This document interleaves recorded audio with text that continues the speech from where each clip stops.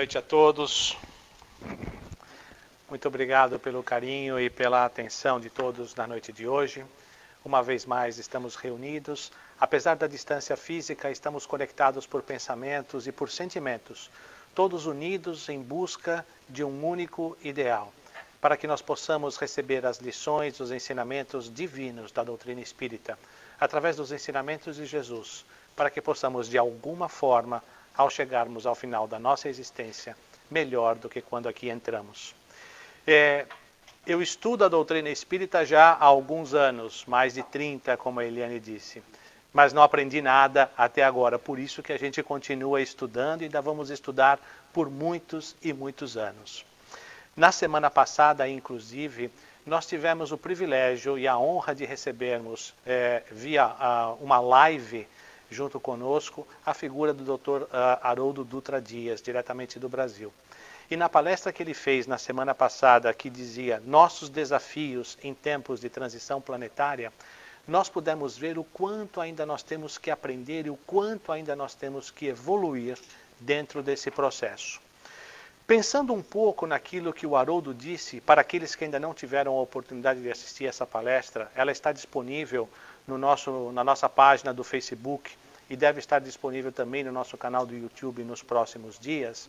Durante essa palestra, o Haroldo trouxe para nós diversos conceitos e ideias de como nós devemos nos comportar durante desse processo, né? Qual é o nosso papel nesse tempo de transição que nós estamos atravessando. É muito, muito importante que nós possamos entender qual é a nossa posição neste momento, qual é a contribuição que nós temos que fazer, qual é o papel que nós temos que cumprir. Então, eu peguei esse gancho da palestra dele da semana passada para que a gente pudesse desenvolver nessa semana alguma coisa que talvez fosse um pouco mais prática, que nos colocasse mais próximo das nossas atividades, decisões, posturas e comportamentos do dia a dia, para ver se nós estamos realmente cumprindo o nosso papel, se nós estamos realmente nos candidatando para permanecermos nesse mundo de transição, se nós estamos dando a nossa contribuição para que essa transição seja a mais breve e a mais rápida possível. Então, antes de nós entrarmos nessa questão prática, eu gostaria de trazer algumas perguntas e algumas ideias que ajudam a nos nortear e a nos posicionar com relação aos princípios e aos ensinamentos da doutrina espírita neste processo todo que nós estamos. Dentro das muitas correntes religiosas, dentro das muitas correntes filosóficas que nós temos pelo mundo, eu acho que o Espiritismo é o único que responde a essas grandes perguntas que nós temos. Quem eu sou? De onde eu vim? E para onde vamos? A doutrina espírita, através dos ensinamentos de Kardec, através da elucidação conquistada ou obtida, recebida dos espíritos superiores, nos respondem que nós somos espíritos imortais criados por Deus. Não somos um corpo que temos uma alma. Somos um espírito que temporariamente estamos vivendo nesta jornada terrena. Que viemos de um estágio de simplicidade e de ignorância, aprendendo com as nossas existências, aprendendo com as nossas atividades, com as nossas experiências diárias e de diversas encarnações. E que nós estamos indo rumo à perfeição de volta ao Pai. Então nós podemos entender aqui que este processo responde que nós somos espíritos imortais num processo constante de aprendizado a caminho da perfeição. Ora, a perfeição pede diversos estágios evolutivos. E que à medida em que nós vamos evoluindo, os ambientes físicos, os planetas em que nós habitamos, também vão evoluindo. E nós podemos evoluir junto com esses planetas ou não. Da mesma forma que tudo que é criado pelo Pai é fadado ao progresso, porque é da lei do progresso, tanto os mundos quanto nós temos também o nosso tempo de existência, o nosso tempo de crescimento, o nosso tempo de evolução. Chegaremos à perfeição, assim como este planeta que nós estamos, em algum momento no futuro, será casa e abrigo dos espíritos puros e purificados, aqueles que não mais necessitarão dos processos encarnatórios para adquirirem o seu conhecimento e a sua experiência e a sua sabedoria. Neste processo, nós estamos participando, neste momento, de um momento de transição na Terra, onde nós estamos saindo de um mundo de provas e expiações para um mundo de regeneração. Então, nós também temos a oportunidade de evoluirmos duplamente, tanto contribuirmos para a evolução física, moral do planeta, como nós também temos a oportunidade de evoluirmos nós mesmos para que possamos continuar em nossa jornada, em nosso caminho. Isso, inclusive, fica muito claro numa das questões trazidas por Kardec no Livro dos Espíritos, mais especificamente a questão 132, quando ele nos pergunta qual é o objetivo da encarnação dos espíritos. E a espiritualidade superior nos responde que a lei de Deus nos impõe a encarnação com o objetivo de fazer chegar à perfeição. E eu gosto assim, tipo dos dizeres dessa frase. Impõe. Não é pede, concede, empresta, dá, orienta, aconselha. Não. A lei divina nos impõe a encarnação com o objetivo de nós nos chegar à perfeição. Então, esta experiência que nós estamos vivendo neste momento é mais uma experiência evolutiva, em que nós somos colocados, digamos assim, perante as provas da vida, para saber como é que nós nos comportamos face às adversidades. A maioria dos espíritas que nós conhecemos adora dizer que está nessa vida para sofrer. Porque eu vim para sofrer, porque eu vim para pagar todos os meus débitos, porque eu vim para quitar todas as minhas dívidas, porque Deus quis que eu pagasse tudo de uma vez e, gente, não é por aí. Mesmo porque se Deus fosse querer cobrar toda a nossa fatura do cartão de crédito de uma só vez, a gente não aguentaria o tranco. Porque os nossos equívocos e as nossas decisões erradas no passado certamente nos apresentariam neste momento uma conta que nós não teríamos condições de pagar. Nós não estamos aqui para sofrer. A gente não veio aqui para pagar débito. Muito mais digamos assim, das adversidades que nós encontramos na vida são provas e situações que o Pai nos coloca como ferramentas de aprendizado e de experimentação do nosso livre-arbítrio. Existem também os reparos que nós precisamos fazer com relação ao passado? Sim, eles existem, mas eles são a minoria na nossa existência. A maioria das nossas adversidades, das nossas dificuldades, são provas que nos são colocadas para dizer como eu vou me portar perante a isso, como eu vou reagir, como eu vou me comportar nesta situação ou naquela situação. Se nós temos, por exemplo, a abundância dos recursos materiais, não é porque nós somos grandes merecedores destas fortunas ou desta facilidade, mas é para nos testar de como nós vamos fazer uso deste recurso financeiro. Se nós vamos usar ele só para o nosso bel prazer, só para a nossa satisfação pessoal, para a satisfação do nosso ego, das nossas vontades, do nosso conforto material, ou se nós vamos utilizar esses recursos no acolhimento dos mais necessitados, no investimento de novos empreendimentos para que nós possamos gerar empregos para aqueles que estão necessitados e assim por diante. Se nós viemos com escassez dos recursos financeiros, não é porque nós estamos aqui para pagar alguma coisa do passado. Não, é para saber como eu vou me portar perante a escassez. Se eu vou ser revoltado, rebelde, reclamando, procurando um culpado ou culpar a Deus ou qualquer outra pessoa pelos meus desinfortúnios ou pela minha situação, se eu vou estar maldizendo aqueles que têm uma situação um pouco melhor do que eu, ou se eu vou aceitar a condição, procurar crescer e me aprimorar para que eu possa eventualmente fazer jus a alguns outros recursos que venham até nós, se eu vou aceitar essa situação e ser humilde o suficiente para que nós possamos entender que nesta existência os recursos financeiros e materiais não estão à nossa disposição, porque nós podemos optar pelos dois lados. Podemos ser rebeldes, reclamar, botar a culpa em Deus, no governo, no presidente, em como quer que seja, e tirar de nós a responsabilidade. Ou nós podemos aceitar e procurar tirar o melhor proveito disso, exercitando a nossa paciência e a nossa humildade. Todas as adversidades que nós temos, elas são, na grande maioria das vezes, provas que nos proporcionam o crescimento e o aprendizado que nós precisamos. Ainda como parte dessa resposta, os espíritos superiores dizem que o objetivo da encarnação também é dar ao espírito condições de cumprir a sua parte na obra da criação. Quer dizer, eu posso contribuir com a obra divina?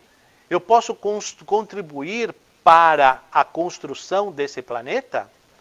E muitas vezes nós já vimos isso, principalmente nas obras de Emmanuel, que ele diz que sim, nós somos co-criadores em plano menor. Que nós podemos sim, com as nossas atitudes e comportamentos, contribuirmos para a construção do reino de Deus nesta terra. Se nós nos dedicamos e procuramos um melhoramento moral, termos melhores atitudes, sermos mais caridosos e atenciosos com aqueles que nos cercam, principalmente aqueles mais próximos, nós estamos contribuindo para um ambiente mais saudável, moral e espiritualmente falando. Nós estamos contribuindo para que outras pessoas possam se mirar nos nossos exemplos e aprenderem alguma coisa junto conosco. Nós podemos estar ajudando outras pessoas a enxergarem situações que normalmente elas não estariam enxergando, e nós estaríamos então contribuindo para a construção do reino de Deus nessa terra.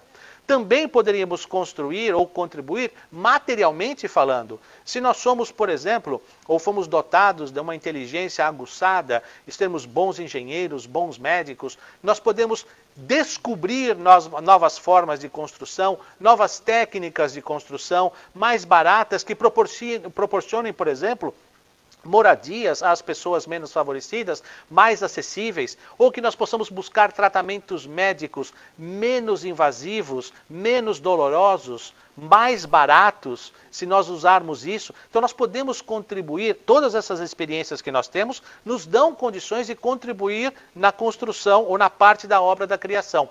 Por quê? Porque o mundo material que nós vivemos também está em evolução. E necessitam das ferramentas e necessitam das contribuições para que esta evolução se permaneça e se perpetue. Se não tem ninguém que venha aqui nesta terra criar novas ferramentas, novas ideias, novas técnicas, o mundo vai ficar exatamente da mesma forma. Ou nós vamos ter até hoje os aquedutos que foram construídos em Roma antes de Cristo. Mas a tecnologia evoluiu, homens vieram para cá, com as missões de contribuírem para essas ciências todas que nós temos, e o progresso então chegar. Quando a gente olha para tudo isso, fica muito claro que a nossa existência, a nossa encarnação neste momento, tem um único papel, que é o de nós aprendermos, evoluirmos e contribuirmos para a melhoria desta existência. Como nós fazemos isso? É muito importante que a gente tenha claro que a sociedade como um todo e o mundo material que nos cerca não vai mudar se nós não mudarmos. As mudanças que nós queremos ver no exterior, elas têm que começar primeiro dentro de nós. As transformações, elas ocorrem de dentro para fora e não de fora para dentro. Se nós estamos esperando a sociedade mudar para que eu possa ser melhor, nós estamos com o conceito equivocado. Porque se todos nós pensarmos da mesma maneira, a sociedade não vai mudar. A sociedade e o mundo material que nós vivemos só vai melhorar se nós também melhorarmos internamente.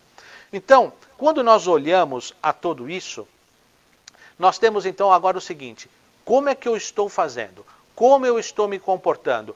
As minhas atitudes representam exatamente o papel que eu tenho que cumprir? Eu estou cumprindo bem o meu papel de melhorarmos, procurar a minha melhora moral para que eu possa contribuir para este mundo também ser melhor? Essa é a grande pergunta, digamos assim. E é aquilo que o Haroldo deixou isso muito claro na palestra Nossos Desafios em Tempos de Transição. O nosso principal desafio é nós nos melhorarmos para podermos contribuir para a transição e adquirirmos o direito de aqui permanecer. Como é que nós descobrimos? Como é que nós entendemos se nós estamos adequados e estamos contribuindo para isso? E a pergunta 919 do Livro dos Espíritos responde bem isso. Porque nós temos que examinar a nós mesmos. Nós temos que olhar para dentro de nós e sabermos se nós estamos fazendo essas atitudes ou estamos tendo essas atitudes de acordo com os ensinamentos e o modelo que o Cristo nos deixou. Essa pergunta diz o seguinte: qual o meio mais prático e mais eficaz para se melhorar nesta vida e resistirmos aos arrastamentos do mal? E a resposta de Santo Agostinho é: conhece-te a ti mesmo. Uma das muitas maravilhas que nós aprendemos com a doutrina espírita é que a grande maioria dos seus conceitos e dos seus postulados nos trazem ensinamentos práticos. Coisas que nós podemos entender e colocar em utilidade na nossa vida de imediato. Quando nós estudamos as grandes correntes religiosas do mundo, nem sempre fica claro como nós podemos colocar em prática os ensinos recebidos.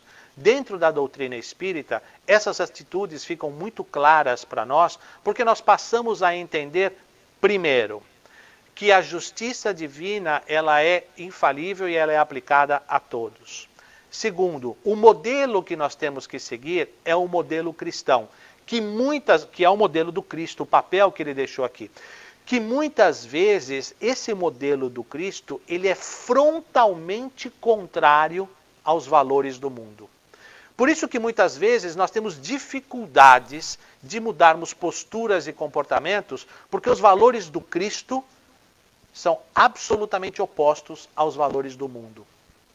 O mundo hoje nos exige que nós sejamos os melhores, os primeiros, os mais perfeitos, com os melhores resultados, que estejamos sempre no topo e assim por diante. E o Cristo nos ensina a humildade, a paciência, a resignação, a caridade acima de tudo. São valores altamente antagônicos. Como nós estamos num mundo material, nós temos dificuldades muitas vezes de poder escolher o modelo cristão, que eu quero deixar bem claro, que é o modelo correto, que é o modelo de existência que o Cristo nos deixou, com relação aos modelos do mundo. Por que que isso ocorre? Porque nós esquecemos muitas vezes do contexto espiritual em que nós estamos envolvidos, das muitas existências e da reencarnação. Quando nós olhamos apenas para esse mundo, para essa vida, para essa matéria, realmente você fica se perguntando: por que que eu devo deixar de procurar de ser o melhor e procurar os valores cristãos? O que que eu vou ganhar com isso? Bom, nessa vida talvez você não ganhe nada. Para as próximas e futuras, você pode ganhar um mundo. Quando nós passamos a entender que nós não estamos aqui apenas numa única existência, que o nosso processo evolutivo é uma cadeia de vidas, de existências sucessivas, de reencarnações constantes, nós começamos a entender e dar mais sentido que os valores do Cristo podem sim ser aplicados sem nós nos prendermos aos valores do mundo. Porque os valores do Cristo valem para todas as existências, em todas as circunstâncias. Os valores do mundo valem somente para os anos em que nós estejamos aqui. Quando nós entendemos isso, eu consigo praticamente, de uma forma prática, digamos assim, até inalienável, de uma forma indiscutível, colocarmos e optarmos os valores cristãos, porque eu entendo que a minha escolha não é somente para esse momento, mas para as vidas futuras e sucessivas que ainda virão. Então o Espiritismo nos facilita, nos ajuda a colocar em prática todos esses assuntos que muitas vezes eles não nos deixariam ou escapariam, digamos, à nossa compreensão. Então, qual é o meio prático mais eficaz para melhorarmos e resistirmos ao mal? Conhecendo a nós mesmos. Como é que nós nos conhecemos? Nós temos que fazer um processo de autoavaliação. E aí, então, vem as perguntas práticas para que a gente possa descobrir se nós estamos cumprindo o nosso papel a contento, se nós estamos procurando a nossa evolução moral e se nós estamos podendo contribuir também com a evolução do planeta, da sociedade em que nós estamos. Então, talvez essas perguntas que eu vou colocar aqui, talvez não, seguramente essas perguntas que eu vou colocar aqui, elas não esgotam o assunto. Nós temos muitas outras coisas que nós poderíamos estar nos indagando, mas talvez essas aqui sejam um princípio, um primeiro passo para que nós possamos nos autoavaliar e procurarmos os caminhos da correção. Porque a misericórdia divina, ela não abandona a nenhum dos seus filhos. Mesmo que todas as respostas que nós tenhamos aqui possam ser contrárias à moral do Cristo ou aos ensinamentos que a gente recebeu, a misericórdia divina nos garante o direito e, além do mais, não só o direito, mas a oportunidade de nós regressarmos e começarmos a fazer as coisas como temos que fazer. Então, talvez, algumas perguntas que a gente possa colocar aqui. Eu estou mais calmo? Eu estou refletindo mais antes de responder? Ou eu continuo fazendo com que a minha língua seja mais rápida que o meu cérebro? Porque normalmente é isso que acontece, né? A língua é mais rápida do que o pensamento. A gente recebe alguma provocação, alguma situação, e nosso instinto, digamos assim, né? a nossa vontade de revidar faz com que a nossa língua seja mais rápida do que o nosso cérebro e do que o nosso coração. Porque se nós fôssemos pensar antes de falar em tudo aquilo que a gente responde, talvez aí uns 80% dos nossos problemas e das nossas desavenças, elas seriam evitadas. Será que nós estamos mais calmos? Será que eu estou refletindo mais antes de responder e antes de me portar perante uma situação? Eu estou refletindo mais nas alternativas e nas coisas que estão acontecendo para que nós possamos tomar decisões com a mente e com o coração e não com o ímpeto? Gente, essas perguntas, vocês não precisam responder elas para mim. Por favor, respondam para cada um de vós. Porque eu estou respondendo essas para mim e de alguma forma, conforme eu disse no começo, eu ainda tenho mais muitos e muitos e muitos anos de estudo para que a gente possa, digamos assim, gabaritar essas respostas. Não é isso que os adolescentes falam, né? O pessoal, você tem que gabaritar as respostas. Eu estou muito longe de gabaritar essas respostas, mas eu estou mais calmo. Mas principalmente, eu estou me portando mais calmamente? Porque a gente pode até estar mais calmo, mas não estamos nos comportando desta forma. Na minha casa existe paz? Ou na minha casa é um constante foco de desavenças, de brigas, e eu atiço esse tipo de postura e de sentimento? Eu estou contribuindo de alguma maneira com o meu silêncio ou com a minha paciência para que grandes embates não aconteçam? Porque muitas vezes, e é absolutamente normal, nas circunstâncias em que nós vivemos, especialmente nesta época de pandemia que nós estamos vivendo, as pressões, as inseguranças e os medos tirarem um pouco a nossa tranquilidade e a nossa serenidade, e os ânimos estarem mais exaltados. Mas se um de nós, já dizia minha velha e sábia sogra, quando um não quer, dois não brigam. Então, se um de nós está mais desequilibrado naquele momento e usa palavras mais ásperas, o meu silêncio, a minha postura de quietude, faz com que a paz permaneça. Porque eu não tenho que revidar. Eu entendo, porque como eu estou mais calmo, eu entendo que naquele momento o meu parceiro, o meu cônjuge, os meus filhos, quem quer que esteja ao meu lado, está um pouco mais desequilibrado, está um pouco mais nervoso e precisa da minha atenção, da minha paciência, da minha tolerância, para que aquela pessoa possa até desabafar e voltar ao seu equilíbrio. Então, na minha casa existe paz?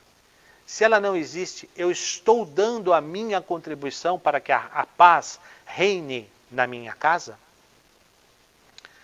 Eu colaboro mais nas atividades religiosas, qualquer que seja, espírita, budista, judaica, católica, protestante, maometana, muçulmana, qualquer uma que seja. Evangélica, importante é, se nós seguirmos alguma religião, algum ensinamento religioso, é importante que nós façamos a nossa contribuição, e aqui eu não estou falando de contribuição financeira, eu estou falando de contribuição nas atividades, de participar das atividades, por algumas razões. Primeiro, toda vez que nós estamos envolvidos com alguma atividade religiosa, qualquer que seja a corrente, sempre nós estaremos envolvidos e envoltos de entidades de luz. Todas as correntes religiosas, elas emanam, digamos assim, da mesma fonte. Então, os grandes mentores da espiritualidade que coordenam e colaboram com essas religiões têm as mesmas afinidades que o Cristo. Mesmo porque nós não podemos esquecer que todos eles são discípulos do Cristo. Se Deus é único, a sua orientação é única, a sua lei é única. O que divergem são as interpretações que nós, homens, damos aos ensinamentos que nós recebemos. Seja pela época que ela veio, seja pela cultura da época em que ela foi recebida, sejam pelos interesses e pelos valores da época em que ela foi trazida. Mas a lei, a orientação é a mesma. Se todas essas correntes vêm da mesma fonte, os espíritos de luz que coordenam os trabalhos dessas correntes na espiritualidade estão por toda parte. Então, cada vez que nós nos envolvemos com uma atividade religiosa, nós estamos sendo envolvidos, imbuídos, abraçados por entidades de luz. Qualquer que seja, nós estamos recebendo os benefícios nós mesmos. Não tem um ditado que diz que as mãos mais perfumadas são aquelas que primeiro tocam as rosas? Então, se nós estamos contribuindo para isso, nós vamos ser os primeiros a receberem os bálsamos da espiritualidade. Além disso, a sensação, o ato de contribuir, de colaborar, de se sentir útil, de fazer parte de alguma coisa grande, maior do que nós mesmos, nos fortalece os sentidos e os sentimentos de caridade. E esses sentimentos de caridade são aquelas que podem ser consideradas como a base da transformação moral de todo e qualquer espírito. Porque é a partir do entendimento desta base e da caridade, não sendo só a caridade material, mas também o conceito de indulgência, perdão e esquecimento, tolerância, indulgência e perdão das ofensas. Quando nós entendemos esta base, todo o restante do nosso progresso espiritual e moral torna-se muito mais fácil. Então, eu estou colaborando com alguma atividade religiosa, eu participo mais disso? Trago o evangelho nas minhas atitudes? Ou eu só trago o evangelho nas minhas palavras, nas minhas situações, nas minhas citações, nos meus posts do Facebook? Porque não adianta nada eu colocar posts maravilhosos das situações evangélicas no Facebook, se dentro de casa eu não pratico aquilo. Se nas minhas atitudes dentro do escritório, dentro das minhas relações, eu não estou trazendo o evangelho para dentro de mim. E quanto a isso, eu gosto muito dessa passagem, eu peço desculpas porque eu já citei isso em outras palavras, outras palestras, em outros estudos. No prefácio do livro Caminho, Verdade e Vida. Emmanuel diz o seguinte, que a lição do mestre não constitui somente um impositivo para os místeres da adoração. Ou seja, o evangelho não é alguma coisa que a gente deve somente ler e ter para que possamos citar uma passagem aqui, outra passagem ali. O evangelho não se reduz somente a uma ferramenta de oração. O Evangelho é roteiro imprescindível para a legislação e para a administração, para o serviço e para a obediência. O Cristo não estabelece linhas divisórias entre o templo e a oficina. Toda a terra é seu altar de oração e seu campo de trabalho ao mesmo tempo. Todos os lugares, portanto, podem ser consagrados ao serviço divino. No meu escritório? Sim, no meu escritório. No seu clube? No meu clube. Jogando futebol com os amigos? Também. Na partida de tênis? Sim. Caminhando na praia com alguma outra pessoa? Também. Em qualquer circunstância, em qualquer ambiente em que nós estejamos, as lições do Evangelho, elas têm que ser praticadas. Elas não existem única e exclusivamente para que a gente possa as ler enquanto estamos num ambiente religioso. Elas estão para que nós possamos ler, entender, compreender e colocar em prática. Os ensinamentos do Cristo não são um livro dourado, maravilhoso, em que a gente possa fazer as citações. O Evangelho é um guia de comportamento. Então, eu trago o Evangelho nas minhas atitudes, na minha casa, no meu escritório, no meu grupo de amigos, no meu grupo religioso, nas minhas atividades sociais? Ou eu só trago o Evangelho para colocar post bonitinho no Facebook? Eu pratico mais o desapego? Ou eu continuo apegado a todos os bens materiais que eu adquiri e estou fazendo planos para comprar mais coisas no futuro? Nada de errado em a gente procurar ter uma vida melhor, uma moradia melhor, alguns instrumentos da modernidade que facilitem a nossa vida ou possam nos oferecer um pouco mais de prazer, de descanso, de lazer. Não tem nada de errado a gente ter vontade ou poder comprar e adquirir uma televisão de 60 polegadas. Não tem nada de errado com isso. O errado é nós comprarmos e ninguém toca. Aquilo é meu, aquilo vai para o meu quarto. Não, isso eu comprei para mim. Não, muito cuidado. Olha, cuidado com aquelas coisas. E a gente não abre mão, a gente perde o prazer de usufruir aquilo porque nós estamos extremamente apegados a alguma coisa, que nós não conseguimos abrir mão. Então, muitas vezes a gente olha para dentro dos nossos guarda-roupas e nós estamos guardando coisas que têm apenas um valor sentimental porque alguém deu isso para nós em 1935. E nós ainda estamos guardando porque aquela pessoa, sabe, já não está mais com a gente, é uma fonte de recordação. Agora sim, na boa, quantas vezes a gente abre o armário, não vê aquilo e não lembra da pessoa? E quantas vezes nós sentados no sofá, o nosso pensamento divaga e aquela pessoa vem até nós? Não são as coisas materiais que nós recebemos de um ou de outro, ou que nos lembram a um ou a outro, que vão nos remeter a essas pessoas. O que vai nos remeter a elas são o pensamento, o sentimento que nós temos. O apego desnecessário e desmedido às posses materiais atravanca, estanca o nosso progresso. Porque nós não conseguimos abrir mão. Aí quando nós temos um excesso de apego nas coisas, vem as enxurradas da vida, as enchentes da vida, para levarem as coisas embora e abrirem mão para que a gente possa praticar o desapego. Eu estou praticando esse desapego naturalmente? Eu estou aprendendo a dar valor às coisas ao estrito valor que elas têm naquele momento? Ou eu continuo extremamente apegado às coisas com medo de perdê-las?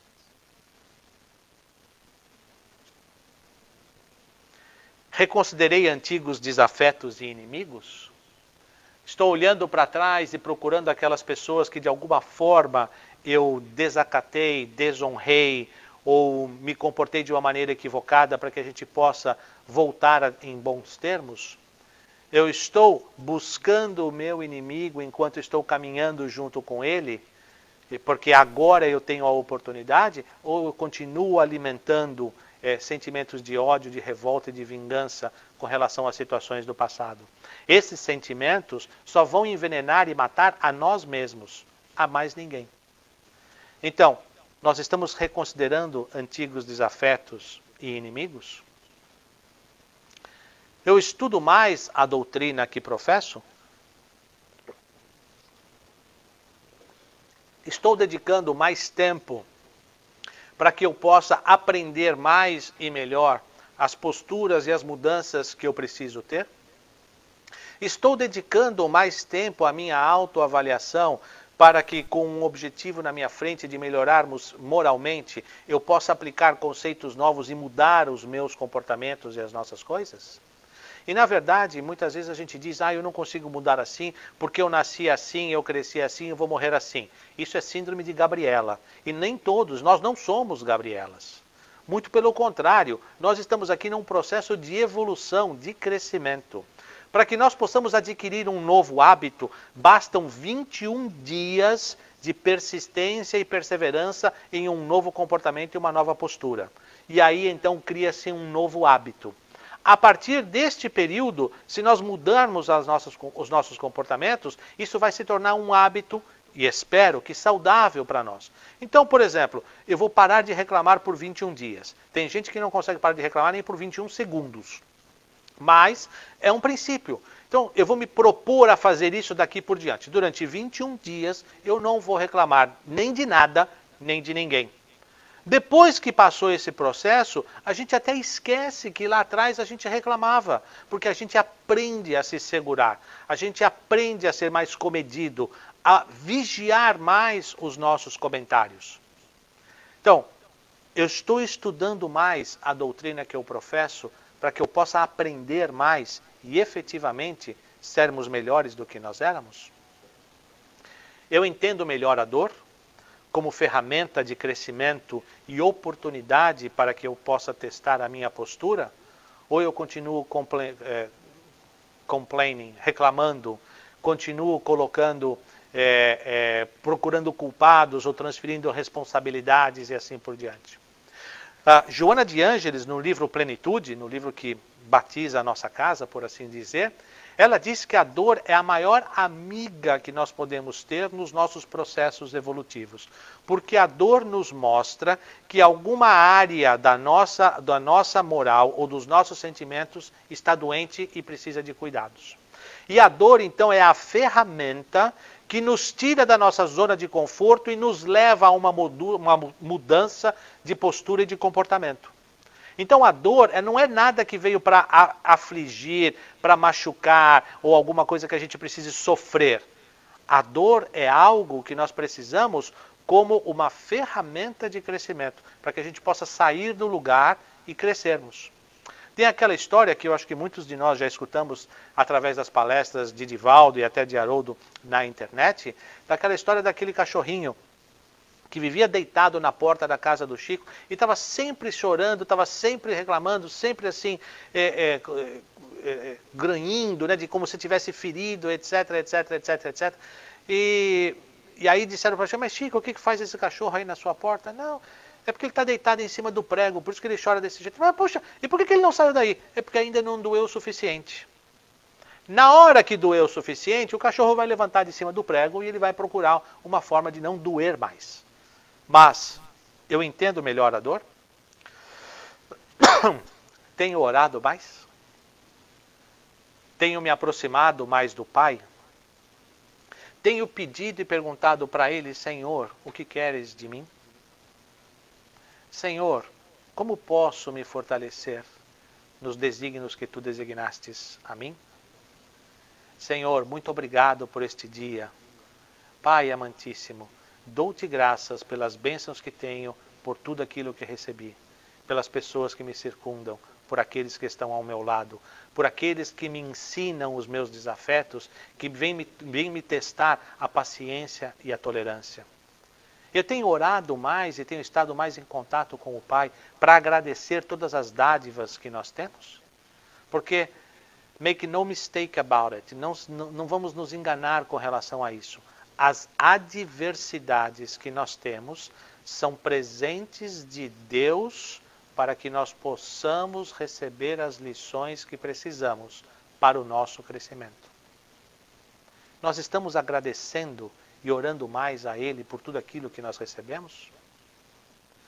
Os nossos ideais evoluíram? Os meus ideais cresceram? Mudaram? Ou eu continuo preocupado com as mesmas coisas que eu estava há 20, 30 anos atrás? querendo as mesmas coisas e pensando as mesmas coisas. Os meus conceitos mudaram, evoluíram.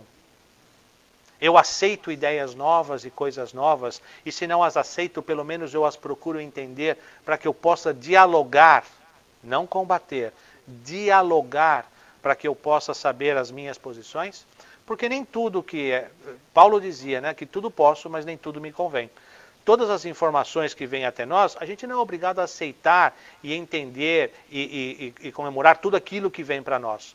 Se nós não estamos seguros, está tudo bem, nós podemos rebatermos com segurança, com seriedade, com tranquilidade, com serenidade, com conhecimento de causa, com argumentos e fatos, para que a gente possa sustentar as nossas posições. Às vezes eu tenho uma posição, um ideal, e que nada me faz mudar. Por exemplo, eu sou palmeirense e vou morrer com essa sina, com essa, digamos assim, com essa situação, porque você carga nos meus ombros pelo resto da minha vida. E não adianta vir me falar que aquele time é melhor, que aquele outro, para mim não adianta, não aceito, etc.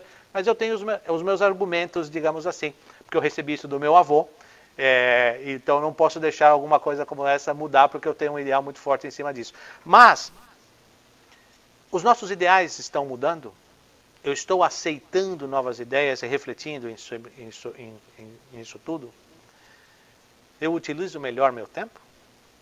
Porque hoje, com a internet, com as informações que vêm até nós, na quantidade e no volume que vem, o nosso tempo passou a ser ainda mais escasso e ainda mais precioso e valioso do que era há 10, 20, 30 anos atrás. É necessário nós sabermos escolher muito bem aonde nós vamos investir e alocar esse recurso valiosíssimo chamado tempo. Porque muitas vezes nós perdemos 10, 15 minutos olhando o Facebook, olhando uns vídeos no YouTube, etc., que eram 10 ou 15 minutos que a gente poderia estar assistindo alguma outra coisa mais elucidativa, poderíamos estar fazendo uma leitura mais esclarecedora, digamos assim.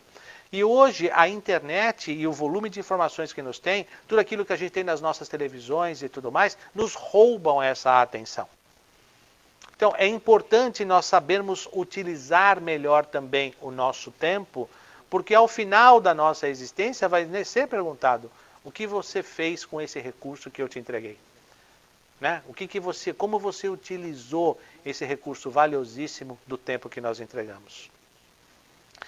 E André Luiz, para encerrar essas perguntas, dizia: não te iludas. Um dia que se foi é mais uma cota de responsabilidade, mais um passo rumo à vida espiritual, mais uma oportunidade valorizada ou perdida. E essa frase está no livro Opinião Espírita. E também não vamos nos esquecer das palavras de Emmanuel no prefácio de Caminho, Verdade e Vida. Todos os lugares, portanto, podem ser consagrados ao serviço divino. E como é que nós consagramos o serviço divino? Nos portando de acordo com o modelo do Evangelho. Aonde quer que nós estejamos, em todos os lugares. A autocrítica, então, é fundamental para que a gente possa entender.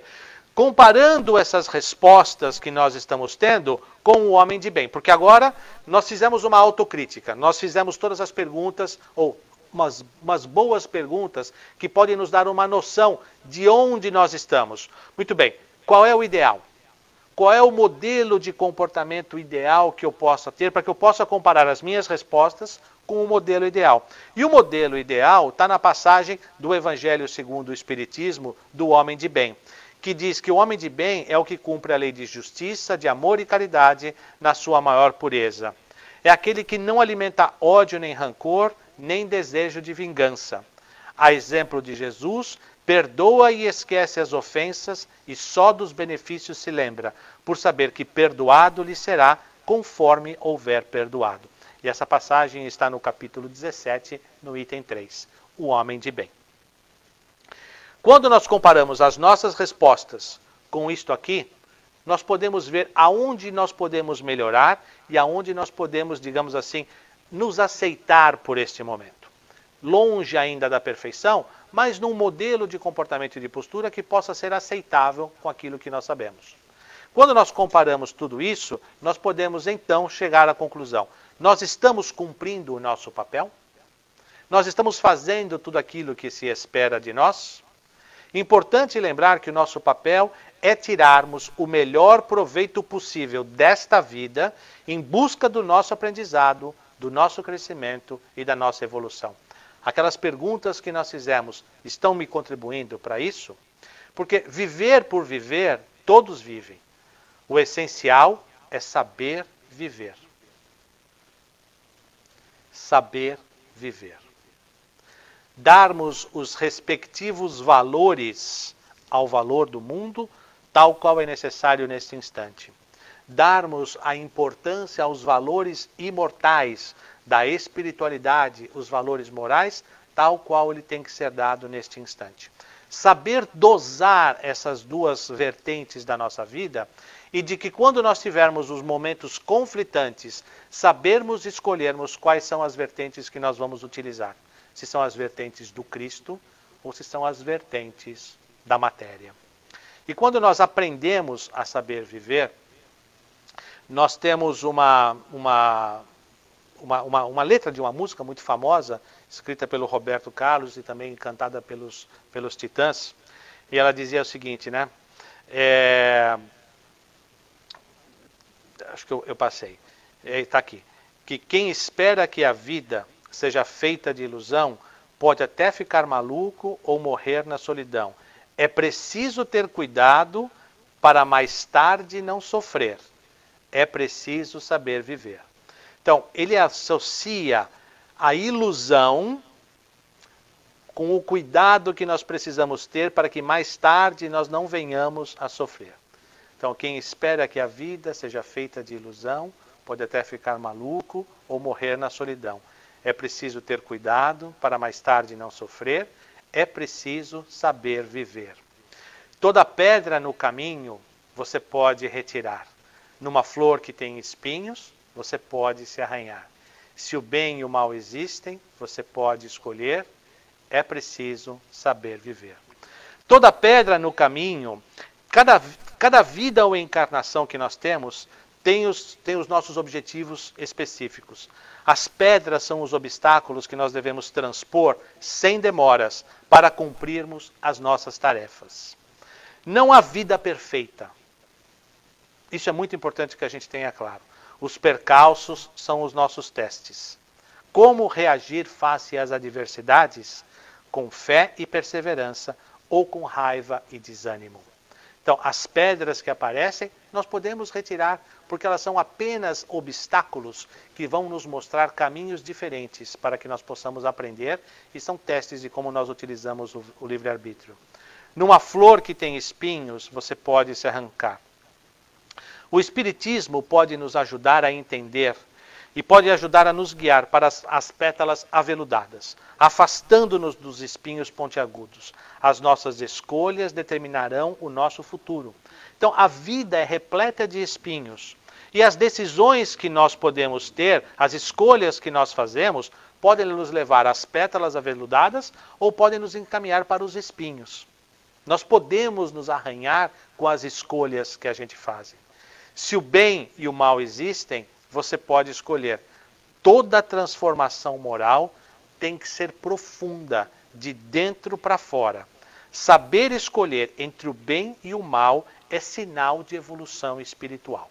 E essa escolha, essa decisão, ela tem que ser uma decisão e uma escolha internas, de dentro para fora, para que nós possamos efetivamente demonstrar e vivenciar os novos valores que nós estamos escolhendo. É preciso saber viver. Se nós cumprirmos essas orientações e essas regras, nós estaremos cumprindo também o nosso papel principal, na busca do nosso crescimento e da nossa evolução moral, na contribuição na transformação deste planeta, para que ao final dessa nossa existência nós possamos olhar para trás, pela estrada que acabamos de percorrer e dizer, valeu a pena, obrigado, meu Senhor. E em nome dele, desse Senhor maravilhoso que nos abençoa e nos envolve em todos os instantes.